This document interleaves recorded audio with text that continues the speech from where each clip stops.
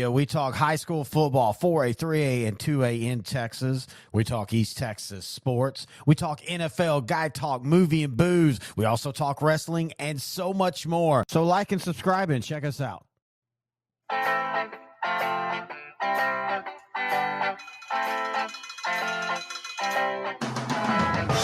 We hit week 7. That means 4 weeks away, the playoffs start. But first, we got to get through district. Hello, everybody. Terry Bennett, Grant Goodwin here. Sideline to Sideline, the 3A edition, right here on L4 Media, brought to you by SI Design and Printing.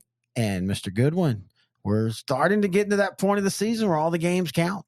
Yeah, they do. And like I said on the, I think it was the 2A show, this is a time when you see where the pretenders are kind of knocked back down, Yep. and the cream kind of rises to the top, right? You can tell who's for real and who is kind of not. They have pretty records. Then they start getting in this time, and they start getting exposed a little bit. And I also do want to point out, though, this is also the time of year where we'll see some teams that might lose, but you go, man, that's a team you don't want to play three weeks from now, or 4 weeks from now, 5 weeks from now when the playoffs start. Yeah, case in point, Yoakum, right? Yeah, case in point, Yoakum. You don't want to play Yoakum, man. We're not in the playoffs. Yeah, we're going to be talking about them this week, as we seem like we're talking about them almost every week. But this is what we do each and every week. Grant Goodwin and I, we talk all things 3A football on the 3A edition of Sideline to Sideline.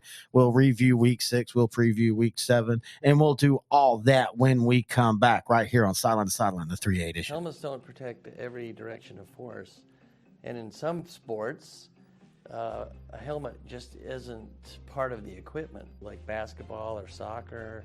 Hockey has a small type of helmet. They just don't protect you against all the directions of forces that come into play.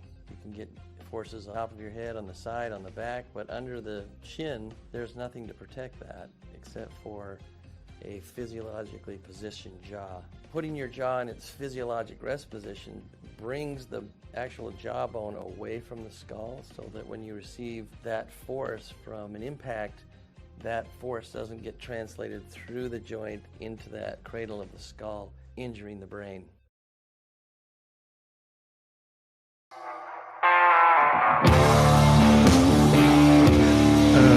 Long night.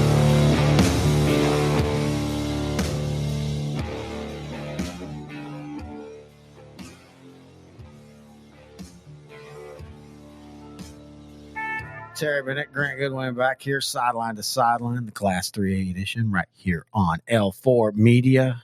We want to also, as always, thank our Franklin sponsor, not only sponsor of the Franklin Lion Show that you can hear each and every week, where I talk to Coach Mark Fannin. This week's a bye week, so I'm not sure if we're going to skip a week. I always give that option to the coaches. Some coaches want to skip, others don't. But you can find them online at shopsmalltownsociety.com. You can see all their collections there. Awesome football game day. We have the Franklin shirt up. Let me take this down so I can actually show that. We have the Franklin shirt that we have here. I have one that I wear out. You have one that you wear out. We really do appreciate them. They have a game day gear. They have a game day men and boys set up. And I love, and I'm going to get one here soon. I love the sweater it's the old block Lions, just a green sweater, forest green, white Lions across it. Looks really good. Speaking of Franklin with the white helmets, looking good. They've been kind of changing up their uniforms the last few weeks, and they wore white helmets this past week. If you want to see some of the video that Walter Commander sent me, I put it up on Sideline to Sideline. Anyway, we thank Small Town Society. Again, you can find them online, shopsmalltownsociety.com. All right, Grant, let's talk week 6. Where do you want to go? All right, let's review this whole week 6, and let's start with Bushland. Bushland beat El Paso Riverside 63-28. No shock in that, right? Bushland is on another level, but Bushland's Dawson Jaco, the quarterback, I think he broke a school record with 8 touchdowns in one game. Wow. 5 passing and 3 rushing. Last week when you were out, I talked to Chris Welch, who does part of the Bushland Falcon media broadcast. And, and he talked about it. And one of the reasons I enjoyed him on it, he was very open. Like, look, we've got to figure out defense. That's where Bushland's season is going to live or die in this region. But in saying that, if there's a team that can outscore their way to a region championship, I don't think Bushland's too far off with Jocko and that running game that's very underrated and just an offense that just feels like that they can score almost anywhere on the field. I know the game. I was more impressed. I think in Bushland, with the loss that we saw against That's where I Canadian, was go. Yeah. yeah, they were ran out of the stadium in the first quarter, let alone the first half, in Canadian, and fight and clawed their way back with a chance midway through the third quarter. Yeah, exactly. Just very impressed with that. Against how they a responded. darn good Canadian team, by the way. Yeah, and I think that's those kind of things you learn off. That's those kind of things you build off going into the playoffs, where there might be a situation where they're down a couple scores going into the second half, and how they will re-answer. Now, we know how Lorena likes to answer. They were in another scrum. We keep telling people, I said it from the very first time when we did coaches school, and Mark Fanning came over and he did an interview with us, and we were just talking before we started. And I said, give me a team that scares you in district. And I expected to hear the Franklins and up. And he goes, Little Rivers Academy. He said that they're a team that last year had some bad luck. They're young. They've got a great quarterback. They take on Lorena, and man, you want to talk about a classic back and forth brawl. Lorena ends up winning at 56-38, but I'm telling you what, man, the Bumblebees are very impressed with them. Yeah, there were multiple lead changes in this game, and then Lorena kind of pulled away to come from behind. Yeah, late in the game, Lorena's Braylon Henry had a huge game. He had 5 second half rushing touchdowns, and he had a fumble recovery and an interception, both in the fourth quarter. Yeah, very, very very impressed with both of these teams in this one. Yeah, Caden Roberts, quarterback for Lorena, 12 of 17 for 327 yards passing. Now we'll see how the Bumblebees react after having that tough loss, and they got to turn around and play Cameron Yo this week. So, and we'll talk a little bit about that in the next segment. But that's just, again, shows you the depth of 11-3A Division I. This was a game we went to last year, and we talked about going to this year. And I'm kind of glad we didn't. Hitchcock destroy Salado 45-14 as they were up 45-0 after the first. And last year's game kind of went that way, but Salado actually played themselves back into the game and probably should have won it. Remember, they were going in for the drive to put the nail in the coffin of Hitchcock, and then the quarterback threw the interception. Yeah, the quarterback threw the interception, and Hitchcock ended up winning it. Whatever reason, I remember Hitchcock just running it. Running all over Salado. No, they did in the first half, but in that second half, let me look up the score to get the complete. For some reason, I was thinking Hitchcock kind of 35-30. Okay. Yeah, Hitchcock was almost the same way. Yeah, we were there. Rudder Stadium. My memory is but no, I mean it almost played out the same way, because I want to say that Hitchcock scored most of their 35 in that first half last year. This year, though, the defense shuts down the Eagles, and Lloyd Jones, 19 of 28, 298 yards passing, and with passion. Keelshawn Johnson had 6 catches for 155 yards. I'm excited. We've already booked this one. We always joke that sometimes we don't know where we're going from week to week. We know where we're going, not this Friday, but next Friday, because we are going to be in Hitchcock to watch what I think is just going to be an absolute barn burner of a game. Columbus coming in the big 12-3A Division I showdown next week. Yeah, Columbus at Hitchcock ought to be like playoff atmosphere. So I can't wait to get down there next week. A game that we were also at last year in the same weekend, because we went to see Columbus on Friday, Hitchcock on Saturday. This time this game was in Columbus, and I'm actually really surprised at how easily Columbus dispatched of Madisonville, 49-21. Yeah, much like it was last year, right? Columbus kind of had their way offensively. Defensively, Madisonville was able to run the ball some, and I think that was kind of like that this year. Going back and seeing some of the film on that, Madisonville. Well, last year Madisonville got all their hay on special teams. Remember that Texas Tech recruit? But they did run.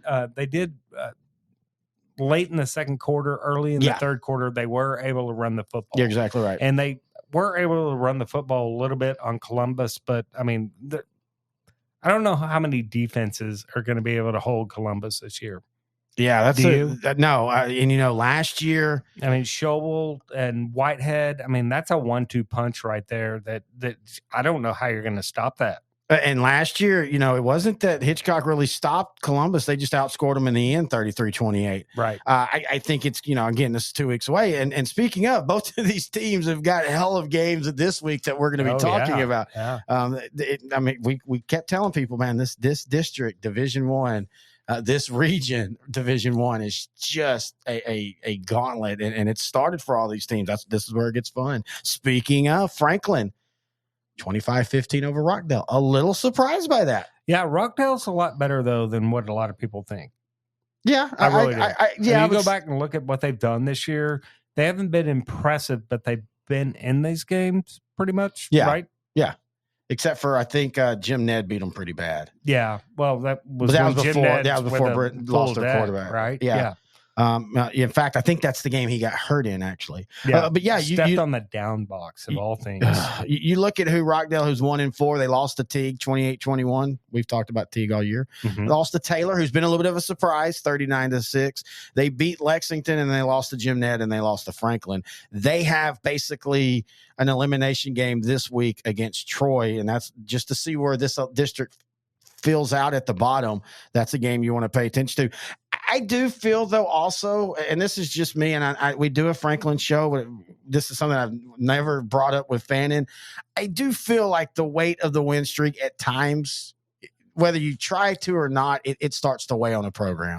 We're talking 37 straight wins now. It does. And if it doesn't weigh on them, it's like second hat every time you walk out on the field. And when you've got a lot of 15 to 18-year-olds, 17-year-olds, that are used to just walking out, and sometimes you just get a little bored, maybe. Well, and every team is looking at you as you're their Super Bowl. You're getting their best shot. Yeah, you're going to get their best shot, and you can see that through the week. So, Dieball and Jasper, and those are two really good programs. In Rockdale and Woodville, week 1. Again, let's remember that was a 3-point game that Franklin had to come back from. Yeah. But at the end of the day, man, Franklin is still Franklin. Yeah, they're a machine. All right, La Vega 28, Yoakum we could 21. Just call this. We could just call this a Region 1, a Region 3 show. Yeah, it really was 28-21, as you said. Yoakum, man, you brought it up. There are teams that have records that you kind of go, but then you start to pull back and see who they've lost to.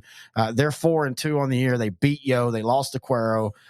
They beat Port Lavaca Calhoun, who's had a nice start to their season. And then I think I'm impressed that they held La Vega to 28 points. This is a La Vega team. If you don't listen to the 4A show, this is not your old La Vega that holds everybody to 14 points and they score 21 points. Right. They can score with anybody. It's actually La Vega who struggles to stop teams. So I was impressed with the Bulldogs holding that Pirate offense to 28 points. Look, I went back today at lunch and watched the Cuero Yoakum game. And I came out of that impressed with Cuero, obviously, right? Mm-hmm. That's 4A show. I was very impressed with Yoakum. Look, Yoakum has a chance to make it to Arlington. That's how good they are. Clean up a few mistakes. Yoakum is as good as anybody to put your money on. No, I totally agree with that. All right, where are you going to go next? Mason, 14, Wall 7. Yeah. Does this surprise you a little bit? Well, I would say yes, but also no. I mean, when you look at Mason, they're undefeated. And it's funny, the very first game of the year we've talked about them a couple times on the 2A show, talking about who they beat. Maybe it's time we actually focus on Mason on the 2A show, because they beat Coleman to start the year 29-20. And I remember we were all like, wait, is Coleman down? What's happening? But the Punchers are still undefeated. Wall scored in the second quarter, then Mason scored in the third quarter, and then Mason scored in the fourth quarter. And that was it. 14-7, old school West Texas slugfest. The game was lived in between the 20s. That was in the Puncher Dome. In the Puncher Dome, I think it was easy to go to the Puncher Dome and walk out victorious. Not right now, and it's kind of funny because after that state championship in 2018, since then they've kind of just been an 8-4, 9-2 team, and people have kind of forgotten about them. I think it's time to start talking about the Punchers. The crazy thing is, this is all done with basically juniors. This is a young team. Of course, when you're running that old school wing tee, those kids know that they know those 4 plays in the back, in their head, and they always play a good defense. So I'm not surprised by this, and this doesn't affect my Wall belief anyway. Wall, right before district, probably just got an opponent that was a little bit tougher than they thought they were going to be. Yeah, Holiday 31, Snyder 0. Most complete game of Holiday for the year. The defense has been there except for the Jim Ned game. Jim Ned kind of took them to the woodshed, but I think that was one of those losses that kind of helped Holiday, because for the last few years, the only team that's done that's Gunner. Yeah, and you got to think Holiday is going to get stronger as the year goes on because of learning the new offense. Yeah, learning a new offense. Kyle Atwood at there. Of course, we have a Holiday show you can hear each and every week here on the network. And we're going to interview. We normally actually do the show before the day of we're recording this, but it got pushed to tomorrow. And I guarantee you, the first thing he's going to say is that's the most complete game we've had. Yeah, not only defensively, but being able to score on a solid Snyder team that defensively is a really good 4A team. I'm just very impressed with the win. Yeah. All right. And then Tidehaven 15, East Bernard 7. I'm really impressed with this one by both teams, actually. I kind of thought Tidehaven would come in and have their way with East Bernard. Really? I did. I kind of did. I don't know. It didn't take any shine off Tidehaven for me, but I thought they would handle East Bernard a little bit more than a touchdown.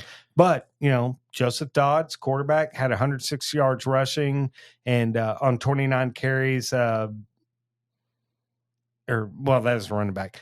Cade Russell threw 12 of 20 for 124 yards passing. So, to me, it was kind of pedestrian for Tidehaven. I don't disagree with that. I just think East Bernard's better than what we think. I know they might be. They might be. But if Tidehaven is what I think they are, and I think they win this by 2 or 3 touchdowns. I don't know. It's a little early, but that's kind of my thinking right now. No, I don't have a problem with that. I just think East Bernard, their losses this year to Edna and Hitchcock, that's no shame. And then the Tidehaven game. 2 of the best. They beat. I know Shiner is down, but East Bernard beat Shiner last week 49-6. And let's remember, this is one of those games that I think Tidehaven it feels that it's a big rival, and East Bernard's like, okay, sure. Well, actually, when you bring up East Bernard's resume, that brings me back down to earth a little bit. Maybe I'm not as surprised that it was only 15-7 because. Honestly, I haven't, on the Brahmas this year, I hadn't been paying as much attention. Well, yeah, because, we did a show last year. We're not this year. Last year, they were terrible. Basically, if you want me and Grant to do a show, you might have a rough season because we've never had what we had last year with all the little individual shows that you and I did that were just, I think at one point they were combined 3 and 25 or something. Yeah. It was just rough. All right, we're going to finish up. Okay, so I watched part of this game online. We do a Canyon ISD show. We've already seen Canadian. Yeah. We do a Canyon ISD show. So I'm like, okay, I want to get to, I've only been able to see highlights of Randall. I thought that they would give Canadian a little bit of a push. Oh gosh, no. Canadian 59 points in the first half. Cameron Cavalier threw for 270, ran for 170, all in the first half. This was an absolute thorough. I mean, I haven't seen, and Canyon Randall is still a solid team. They're probably going to be a 3rd or 4th place team in their district. But what Canadian did to them, just, I'm telling you, man. Of all the great Canadian wins 69-28 over Canyon. Well, I think they figured out when I said it was 59-0.5. But for all the Canadian teams, and this one has a chance to be one of the greats. Oh man, Cavalier! You can't name. I mean, just how physical they are. That's the biggest thing for me is how much physicaler. How much physicality they have compared to even some of their other physicaler. Physicaler. You think that's better? Even over some of their state championship teams that were physical, but I don't know. There's an edge about this Canadian team. You saw it when Bushland had kind of brought that game to 10, and you thought, oh, hey, Bushland's on the road, and Canadian was like, yeah, no, it's time. We've got 3 plays. We've got 3 plays we know that are about to work, and they literally went like 70 yards in 3 plays and scored a touchdown, and Bushland was never able to respond. Yeah. Anyway, all right. That is week 6 in the books. We're going to take a break. And when we come back, we're going to talk week 7 preview and Coach X right here on Sideline to Sideline, the Class 3A edition on L4 Media.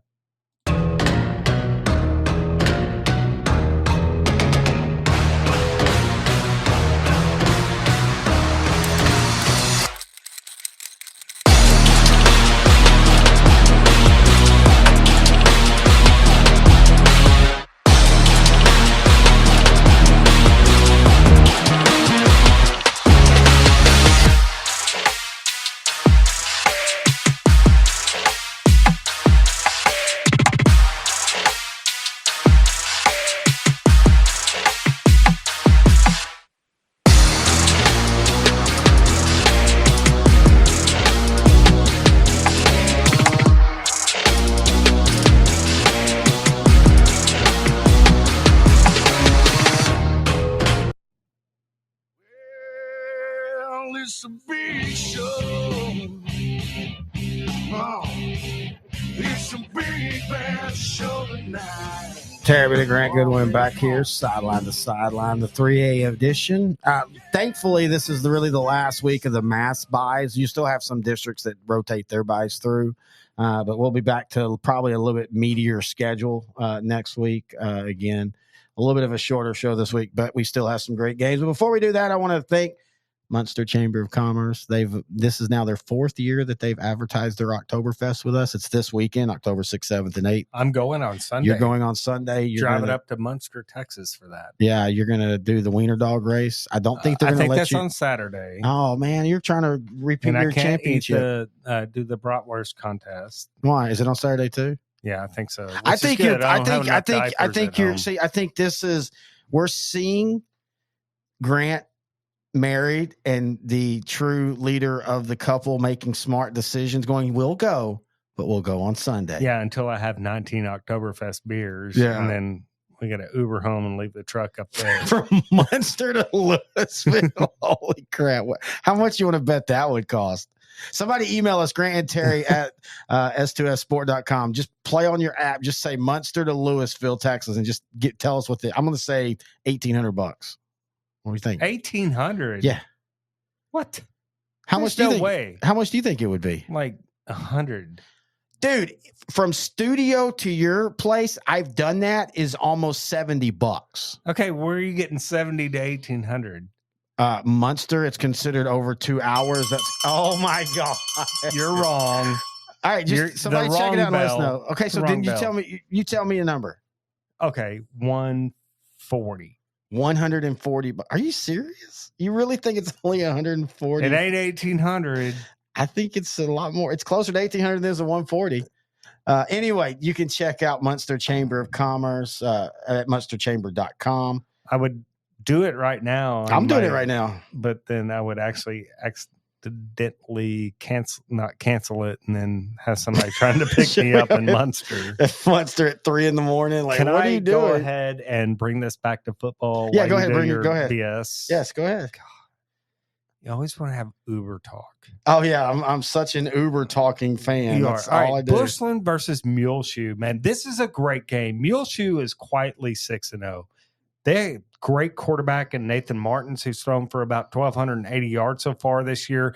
Daniel Sands at running back, really, really tough offense for this Bushland defense to stop, right? We knew that Bushland maybe gave up some points earlier this year. Mm-hmm. I think Muleshoe's going to be able to move the football now. Is Muleshoe going to be able to stop, Dawson Jaco at quarterback, right? Well, yeah, that's the big question. He's got some other dudes, a lot of other dudes around him.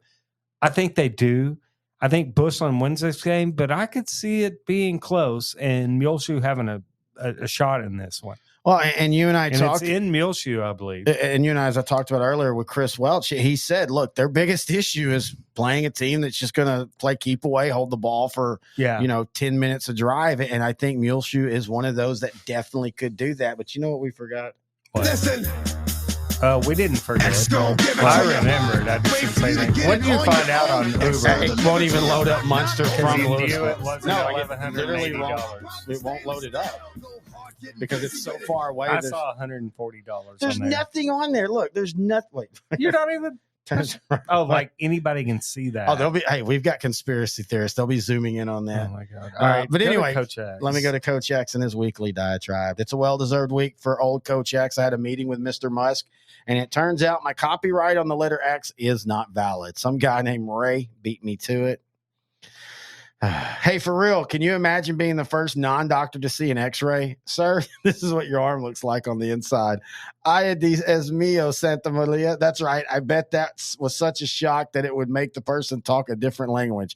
I got to think that even if you were a doctor back then, you had your doubts that you could see the picture of the inside of a person. Here's a picture of Steve's leg, Dr. Brown. Holy shit, that's his bone, Dr. Henderson. Yes, Dr. Brown, it is. That's what the machine does. Yeah, I know. You told me it does it, but I was like, there's no way in hell that would work. Now on with the Coach X undefeated picks on the season, 43-0, delivering like Hawaiian Punch delivers 10% fruit juice. I love that one. All right. So you have Bushland. I have Bushland. I agree with you, though. I think Muleshoe can make a game of it. We talked about this earlier. Calibration game. This is a calibration game for Muleshoe. We know what Bushland is. Bushland is a region threat. We're about to find out if Muleshoe is going to throw their name in that hat as well. And what did X say? I'm sorry. He said, no, I'm about to read it now. He said the Bushland is looking pretty strong. Haven't lost a game. I believe they have. I believe that people have been saying that about the Bushland for years, which reminds me of that girl I was acquainted with back in my college days. As faith would have it, she was from Muleshoe, was really good at certain things in life, but not the nicest person. So I got to go with the Bushland to come out on top on this one. Just so you know, though, buddy, they're not unbeaten. They have a loss. So just want to make sure we have that right. All right. Where are you going to go next? Malakoff and Tig. Well, you were, we've been talking Teague and like, what is Teague and where are they at? And, their only loss was Centerville. It's actually Tig. And you pointed out. That's what they say. Oh, really? You pointed out that Malakoff, we were going to find out the truth about them. And here we are. And I think you're exactly right. I think we're going to find out the truth. And I think Malakoff's going to not be nice in this game. No, they're not. Mike Jones at quarterback, Chauncey Hogg at receiver, Jarian Hall. Dude, Teague's going to come in thinking they got a shot. And maybe they do. Right? I think they have a shot. And, Teague's defense has been solid. They gave up 21 points to Rockdale in week 1. And then since then, they've only given up 14 points in the last 4 games. Yeah. That's pretty nice defensively. But they're dealing with another animal. Yeah. Malakoff Tigers are Malakoff's going to pull it out. Figuratively. Yeah, I know what you mean. They're going to whip it out on them. And I think, Teague's going to keep it closer, maybe for a half, but Malakoff's going to be Malakoff, and they're just going to be too much for the Lions. That Centerville game, and again, I know difference of teams and all that, but the Centerville game has lost a little bit of meaning after what Jefferson did to Centerville. Right. Because it wasn't that Jefferson beat Centerville. It's that Jefferson whipped Centerville. Yeah. And so I was a little shocked at that. This is another calibration game. This is a 2 removed calibration you're doing here. Okay, yes. And that's where we're at in district. With district play, this is what you're going to get. You're going to get what we do. Yeah. You're going to get a team that's either unknown of or on the cusp, and they're going to get 1 or 2 shots in district. In this district, you get 1. I think the Lions will beat everybody else in this district and might even name their own score. I think Groesbeck, it could be a decent game, but this is the one game to see if the Lions are real. And it could still be real, but Malakoff is just on a different level. Yeah. I mean, they are on state championship type level right now. All right, let's see what Teague is not. Yeah, I agree. Let's see what Coach X has to say.